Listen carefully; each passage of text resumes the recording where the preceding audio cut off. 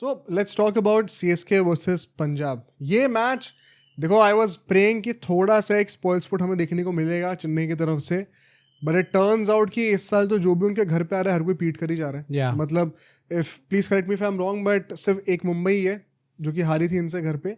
बाकी अभी तक जितनी भी टीम्स हैं सबने इनको हराया हुआ है. आई थिंक इनका एक और मैच बचा है अभी घर का, बट बाकी जो 6 मैच अब तक उसमें से एक मुंबई बस हारी है. बाकी तुम KKR की बात करो, SRH की बात करो, दिल्ली की बातें करो, इनकी बातें कर लो, पंजाब की, सबने हराया इनको आकर. सो बहुत ही मतलब I would say generation defining season होने वाला है चेन्नई के लिए. हाँ है, बट आई स्टिल थिंक मतलब specifically talking about this match, specifically how they batted in the first innings, I thought कुछ मीट होगा इस गेम के अंदर, बट एंड आते आते वो भी हमें दिखी गया कि भाई कुछ प्रॉब्लम नहीं है. चलो बात करते हैं इसका, क्योंकि वन सेकंड बहुत ही एक दो इंडिविजुअल बिलियंसेस ने थोड़ा सा इनको बचाने की कोशिश करी है, बट क्या एक्चुअली में टीम डिजर्व करती हुई थी? हाँ वो तो है. आओ बात करते जरा. ये KKR और चेन्नई वाली पिच थी, तो this was going to be super dry and कोई घास वास थी नहीं यहाँ पे. पंजाब जो है टॉस जीत के चेस करने का डिसीजन लेती है. आई थिंक पहले बैटिंग करते तो भी शायद रादर और कन्विंसिंगली जीतते. ये तो नीडलेसली लास्ट ओवर तक चला गया गेम. एंड मैक्सवेल जो है फ्रैक्चर से बाहर हो गए भाई, बहुत पूरे सीजन के लिए बाहर हो गए. एंड अभी तक कोई उनका रिप्लेसमेंट जो है वो बताया नहीं गया, तो they look for it. But एक ये बहुत बड़ा ब्लो है भाई, क्योंकि एक वो एटलीस्ट एक बॉलिंग ऑप्शन तो प्रोवाइड करते ही थे. सूर्यांश शेगड़े उनके जगह पर आते हैं, उनका भी बहुत अच्छा मैच गया ही नहीं है. और इसके चलते हुए क्योंकि मुझे लगता है थोड़ी बहुत कहीं ना कहीं गलती हो गई कि फिर उमर से 5th बॉलर बन गया था. एग्जैक्टली मेरी प्रॉब्लम यही थी इसके अंदर चलते हुए कि सूर्यांश शेगड़े को आपने एज अ 6th बॉलर रखा और हमने देखा कि उनकी कितनी पिटाई हुई थी इसके अंदर. चेन्नई की on the other hand same team थी, चलो एक तो काम इन्होंने ठीक करा. बट फर्स्ट इनिंग्स में आते हैं पावर प्ले में 48 for 3 जो स्टार्ट हुई थी फिर से, मतलब ऐसा लग रहा था कि हाथ ही जोड़ दो भाई, मैच बंद करवा दो, टीवी तोड़वा दो, कुछ कर दो. बट शेख रशीद यार, मतलब देखो मुझे हमेशा लगता है कि हर एक बैटर जो भी अभी इतना यंग हो, उनके पास बहुत टाइम होता है अपने स्किल सेट में ऑल आउट हिटिंग करने का. ये शुभमन गिल के साथ भी लोग स्टार्टिंग में यही देखते थे. बहुत क्रिटिसिज्म उनको मिला करता था पहले 1-2 साल में KKR की तरफ से. इनफैक्ट अब तो ओपनिंग भी नहीं करते थे, नंबर 6 नंबर 7 पे बैटिंग करा करते थे. Same thing happened with KL Rahul जब वो SRH से खेलते थे स्टार्टिंग में. उसके बाद उन्होंने अपना एक नया डायमेंशन दिखाया खेलते हुए, अब थोड़ा थोड़ा वापस ओरिजिनल फॉर्मेट पे आ गए अपने. बट ऑफ कोर्स मतलब शेख रशीद को ऐसे हम लोग लिमिट नहीं कर सकती है बोल के कि उनकी बैटिंग बहुत ही ODI सूटेड लग रही है ज़्यादा. कई लोग तो टेस्ट मैच भी कह देंगे, बट एट द मोमेंट मतलब he has a long way to go in T20s. वो बहुत क्लियरली दिख रहा है. पॉइंट वही है कि इस टाइम पे he is not comfortable with this format. वही बात होती है कि आप 18, 19, 20 साल में किसी प्लेयर को कैसे ही टाइप कास्ट करोगे कि अच्छा ये सिर्फ इस फॉर्मेट के खेलने लायक है. आगे जाके हो सकता है वो अपना एक नया हुनर दिखाए एंड जाके बाद में T20 के बहुत अच्छे खिलाड़ी बने, बट नेचुरली वो चीज़ नहीं आती उनके ऊपर. जैसे अभिषेक शर्मा को देख के लगता है कि T20s नेचुरली इनको सूट करेंगे, तो शेख रशीद के साथ बिल्कुल. मतलब आयुष मात्रे को भी उनके साइड में ही खेलते हुए देखते हो, उनसे लगता है कि अच्छा हाँ इनके साथ भी वो चीज़ है. तो शेख रशीद ने एक वो छक्का मारा था पुल का, उसके बाद एक लौता छक्का था भाई पावर प्ले का. वो तो चलो चेन्नई से एक्सपेक्ट करोगे. एंड उसके बाद हरदीप सिंह वन सेकंड. हमने कितने सारे प्लेयर्स को देखा है इस साल, लेफ्ट हैंडर्स पे राइट हैंड बैटर्स जो हैं वो लेफ्ट आर्म पेसर पे बॉल पिच होती है, क्रॉस द बॉडी एंगल्ड होती है, एंड उस पर वो क्रॉस बैटेड शॉट मारने के चक्कर में या सीधा मारने के चक्कर में टॉप एज लगाते हैं. वन सेकेंड ये चीज़ हुई है. ये हमने बहुत, क्योंकि अब हमने इतने सारे पॉडकास्ट बना दिए हर एक मैच कवर करके, तो अब आपको खुद भी अगर आप हर एपिसोड देखते जा रहे हो वो प्रोग्रेशन समझ में आएगा और पैटर्न समझ में आने लग जाएगा. तो ये एक बहुत ही पॉपुलर पैटर्न है. इनफैक्ट आज रोहित शर्मा भी कुछ इसी तरीके से आउट हुए हैं समवॉट रियान पराग की बॉल पर. वहाँ पर उसके बाद जस्ट हम लोग देखते हैं कि मार्को यानसन जो हमने की बैटल कहा भी था, मात्रे वर्सेस यानसन, वहाँ पे वो he was setting himself up to pitch it above mid off, but ultimately हाथों पे चली जाती है, बॉल के अंडरनीथ नहीं आ पाते वो. सैम करन और डेवॉल्ट ब्रुविस खेल रहे हैं उसके बाद. नहीं जडेजा तो चलो अच्छा जडेजा की पहले बात कर लेते हैं अगर वो करनी है तो. जडेजा भाई साहब आते हैं हरप्रीत बार के एक ओवर खेले, वहाँ पे वो एक बॉल मुंह के नीचे आती है तो सीधा मारते हैं, फिर 2 कट के चौके मार देते हैं. अब हरप्रीत बार ने फाइनली कुछ थोड़ी क्लेवरनेस दिखाई. एक बॉल जो है वो, क्योंकि 2 बॉल आप ऑलरेडी कट के चौके खा चुके हो, तो बैटर के दिमाग में ना अब ये चीज़ बैठ चुकी है कि जस्ट शॉर्ट ऑफ लेंथ होगी बॉल तो मैं कट मार सकता हूँ. अच्छा आज बैट पे अच्छी लग रही है. He plays with this trick. वहाँ पे बॉल को 2 इंच ऊपर आप पिच करते हो and it is not any more an easy ball to cut, और वहीं पे उसका कॉट बिहाइंड का सीन बन जाता है.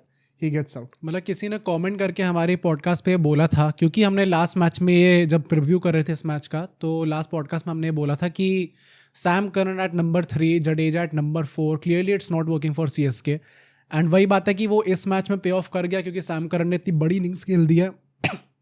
मतलब ये वैसा टाइप की इनिंग्स है जो कि मतलब आपको शायद अब 2-3 सीजन बाद ही ऐसी टाइप की इनिंग्स आपको देखने को मिलेगी उनकी तरफ से कि उन्होंने 80 रन मार दिए, वो भी कमिंग एट नंबर 3। पर मेरा पॉइंट ये है कि भाई किसी भी सीएसके फैन को ऐसा नहीं सोचना चाहिए कि Sam Curran should be our number 3 batsman, क्योंकि वो एक्चुअली में उनका रोल वही है जो नीचे आके खेलने वाले प्लेयर्स होंगे। तो ये इस मैच में आके चल गए डज नॉट मीन कि आगे भी चलते ही रहेंगे ये। मतलब एक इनिंग के बेसिस पे तो वैसे भी कभी किसी को जज नहीं करता, चाहे बुरी हो चाहे अच्छी हो। But after that when we see कि हमारे Dewald Brevis and Sam Curran batting करने के लिए आ रहे हैं, this is purely down to these two guys कि ये मैच इतना रेलेवेंट रहा भी है।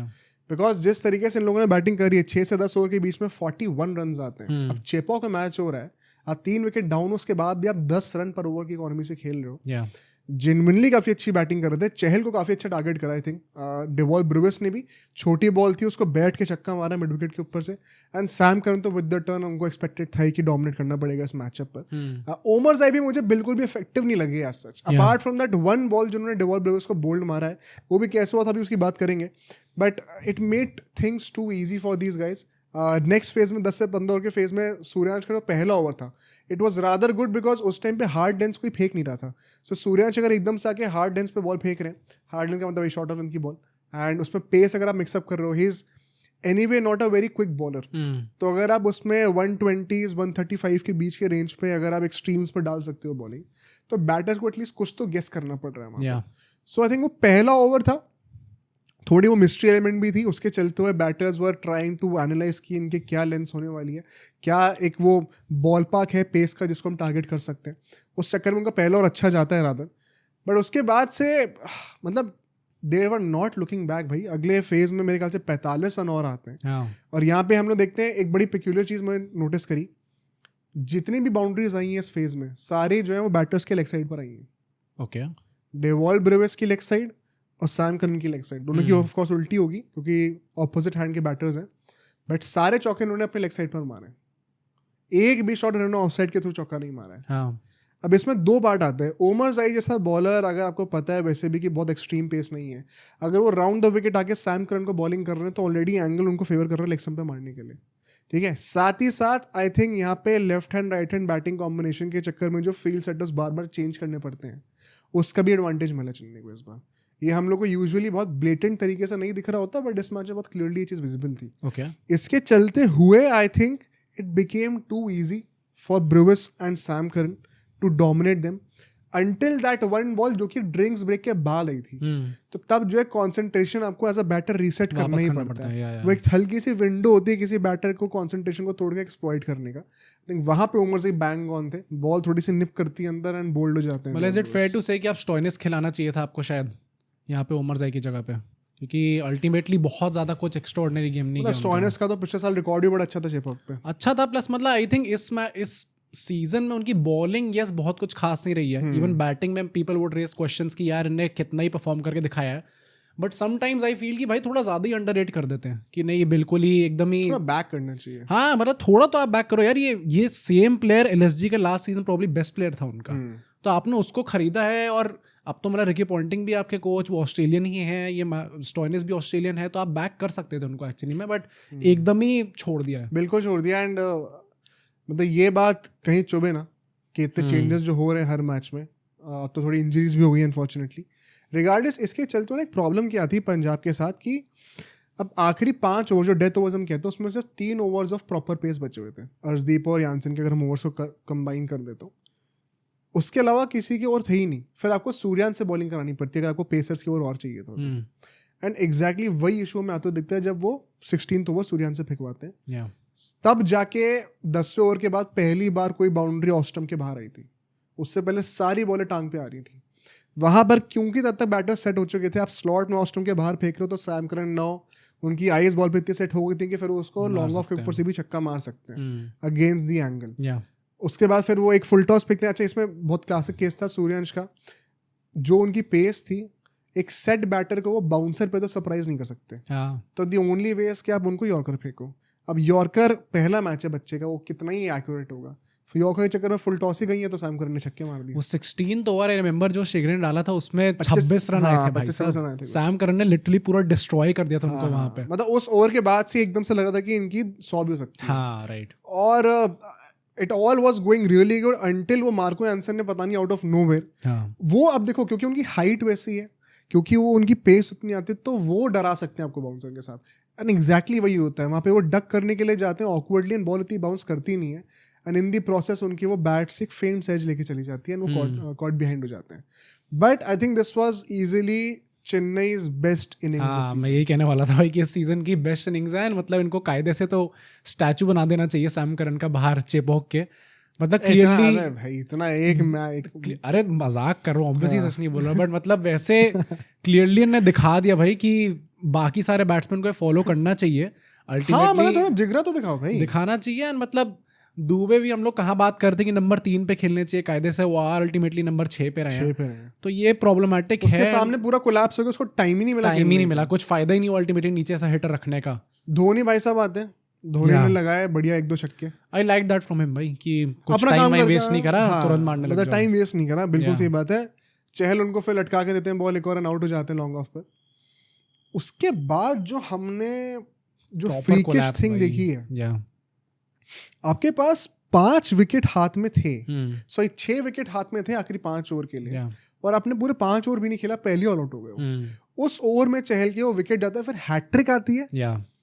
मतलब इस सीजन की पहली hat trick, and I don't recall मैं लास्ट में किसको हैट्रिक लेते हुए देखा था, शायद लास्ट ईयर किसी को देखा होगा, बट मुझे याद नहीं आ रहा। भाई ऑनेस्टली दीपक हुडा बैटिंग करने के लिए आते हैं, स्क्वायर ड्राइव मार रहे हैं बॉडी के दूर से, एंड वो लॉब हो जाती है बॉल, लेग स्पिनर पे हमेशा होती है बॉल ऐसे, अगर आप कनेक्ट नहीं करते हो तो।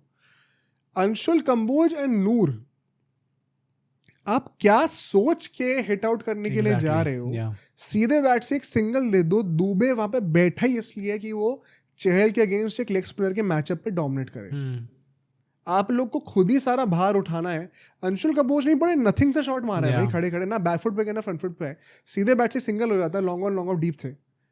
बहुत ही इररिस्पॉन्सिबल बैटिंग थी टेल से, थोड़ा सा और अपनी मेच्योरिटी दिखानी चाहिए थी, जो कि फॉर एग्जांपल बार्टलेट ने दिखाई थी केकेआर के अगेंस्ट, जब वो बैटिंग कर रहे थे डीप।